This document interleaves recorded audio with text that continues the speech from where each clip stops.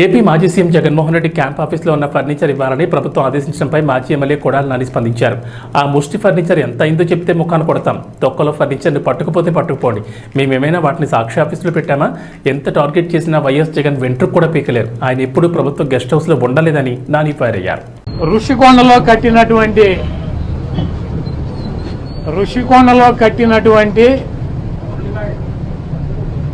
పర్యాటక కేంద్రంలో కట్టినటువంటి భవనాలనే ఈ సిగ్గు ఎగ్గు లేనటువంటి తెలుగుదేశం పార్టీ, ఈ సిగ్గు ఎగ్గు లేనటువంటి ఎల్లో మీడియా అది జగన్మోహన్ రెడ్డి గారి నివాసం అని చెప్పి చూపిస్తున్నారు. 3 రోజుల నుంచి వెళ్ళి జగన్మోహన్ రెడ్డి గారు అక్కడ నివాసం ఉన్నాడా?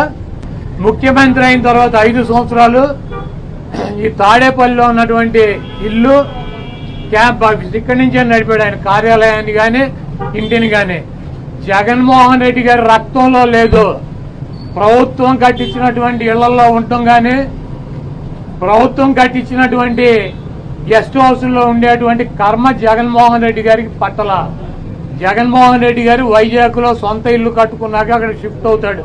అంతేగాని టూరిజం ప్లేస్లో కట్టినటువంటి ఆ హౌస్లో జగన్మోహన్ రెడ్డి గారు వెళ్తాడని చెప్పి ఎవడు చెప్పాడు వీళ్ళకి, వెధవులకే?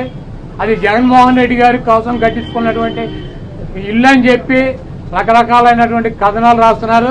అది ఒక అంతర్జాతీయ రాజధానిగా తీర్చిదిద్దాలన్నదే వైఎస్ఆర్ కాంగ్రెస్ పార్టీ లక్ష్యం. దాన్ని రాజధాని చేయాలన్నదే ఆ రోజు నిర్ణయించుకున్నాం. కాబట్టి అక్కడ ఇంటర్నేషనల్ సెమినార్లు జరుగుతున్నాయి.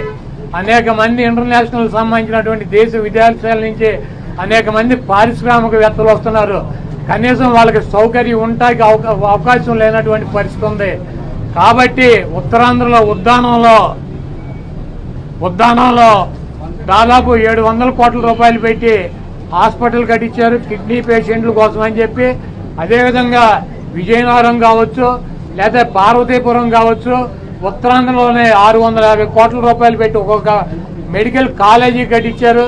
అదేవిధంగా టూరిజం ప్లేస్లో అంతర్జాతీయ సంస్థలు కానీ వ్యక్తులు కానీ వచ్చినప్పుడు అక్కడ ఒక విధి ఉండాలని చెప్పి ఒక మంచి భవనాన్ని నిర్మిస్తే 7 బిల్డింగ్లు అయ్యి, ఒక బిల్డింగ్ కాదు 7 బిల్డింగుల్లో జగన్మోహన్ రెడ్డి గారు ఉండరు. 7 బిల్డింగులు కట్టారు.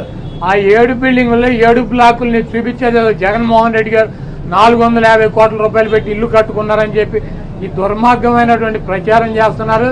ఇవన్నీ కూడా ప్రజలు గమనిస్తారు.